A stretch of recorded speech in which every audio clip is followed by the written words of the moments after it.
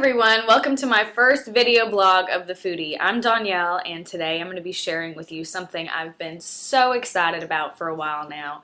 A family that I work for actually turned me on to this book, My Bread by Jim Lahey, and a lot of you guys have been asking me, how are you baking that bread? It's beautiful, I want the recipe, and today I'm going to give you a little sneak peek and let you see how it's done.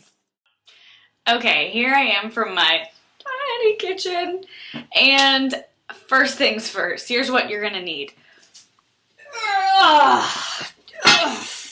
Yes, the cast iron Dutch oven is of extreme importance to the Jim Lahey My Bread book. So if you don't have one, go get one.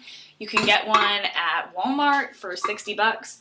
I love my Lodge, that's what I got. There's also the more expensive type, like Le Creuset, which is something I am dreaming of someday. But for right now, while I'm living in a tiny apartment, it shall be the Lodge, and it works just fine. Let's get started. Today we're going to make walnut bread, and for those of you who live in Nashville, you've probably had Bread & Company's Cranberry-Walnut Bread. I know it's my favorite. And I've been looking for something that I could make at home that isn't so expensive. That loaf of bread is ridiculous how much it costs. So, for all the ingredients here, I'm guaranteeing it's less than, I'd say, $1.50 to make this loaf of bread, which is a substantial difference. I haven't bought bread at the grocery store or at a bread bakery since I got this book. I haven't even bothered. Okay, so we have 3 cups of bread flour, or all-purpose flour is fine, and we just dump that into the bowl, and then we have raisins, a half a cup. I actually am using craisins because I love cranberries and I want the cranberry walnut bread. There we go. And then we need a half a cup of chopped walnuts, and I'm going to pour that right in. And then we need 1.5, they call for 1 1/4 in the recipe, but I actually like it a tiny bit more salty. 1.5 teaspoons of salt and a pinch of black pepper that I already threw in there. And then we have a half teaspoon of dry active yeast and 3/4 of a teaspoon of cinnamon. So there are all your dry ingredients. Let me just get rid of all of this stuff right here. And all you're going to do is mix it together. Well, if I could find a utensil that would be worth using, that would be phenomenal. Another downside to having a tiny kitchen. So yeah, you just mix this up. I got my sleeve caught in the drawer there. Now, if you would like to use your hands for the water process, I actually find that to be a little bit easier. It does tend to get pretty sticky, but that's fine. You just roll up your sleeves. Alright, so let's go ahead and dump in the water. It calls for about 1.5 cups of water. It's cool, probably about 50 to 65 degree water. And one thing I've noticed is that the bread sometimes doesn't have enough water in it. So if that's the case, just kind of add maybe a teaspoon at a time until it's sticky and wet.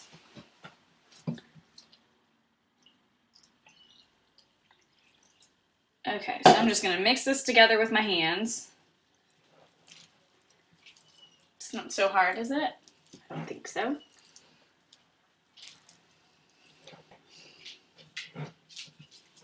Okay, it's almost all mixed together, and I'm going to show you the easiest part of this entire bread, and it comes up for the next 12 to 18 hours, which is so exciting.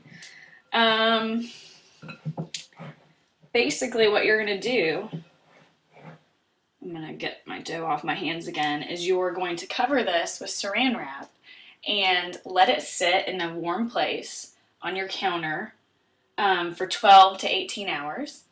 And it's very sticky dough. And you're just going to let it sit there and rise. And it will literally double in size. So when we come back, I will show you what it looks like when it's fully risen and when you're ready for the next step. Thanks.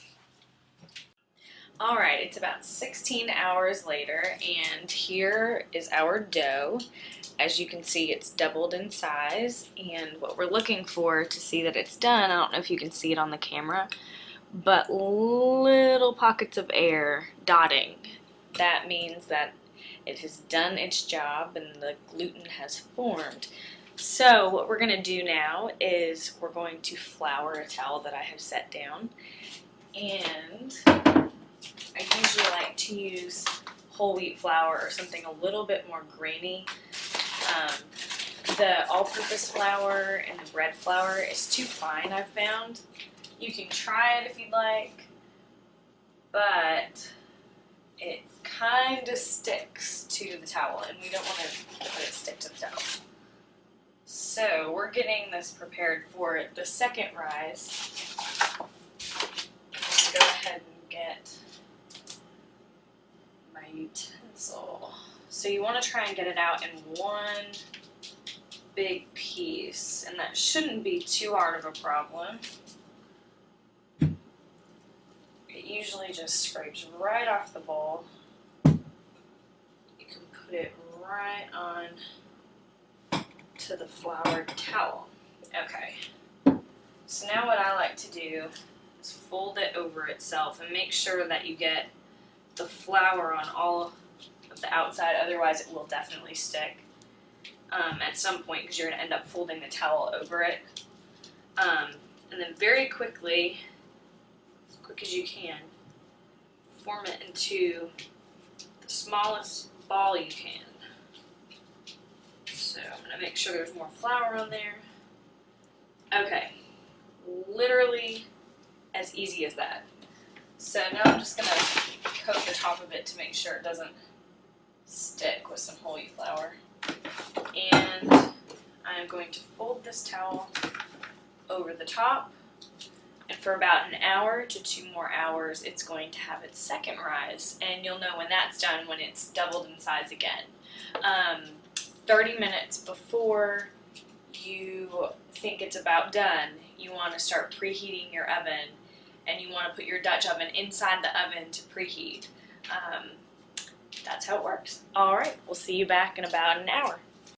Alright, we're back, and I have got my dough right here, and it is done with its second rise, and you can always tell because when you poke it, it doesn't immediately come back. So see. Okay, so I'm going to put it in my preheated Dutch oven, and that's it. Since it's hot, let me get my mitts. Alright. I'm going to pop this in my 475 degree preheated oven, and I'll be back in 30 minutes to take the lid off. Alright, I've just taken the bread out of the oven, and we have about 15 minutes left of baking, but we have to do it with the lid off. I just wanted to show you guys what it looks like, and after about 15 minutes it will be a nice dark brown. It will be beautiful. So I'm going to put it back in the oven,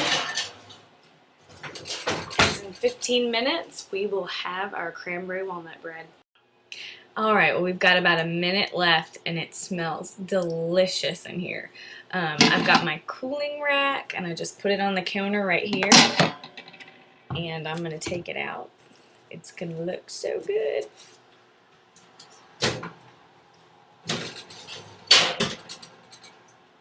Alright, let's turn the oven off. Always important to do that. You don't want to lose your house. Alright, and here is the delicious loaf of cranberry walnut bread. Doesn't it look beautiful?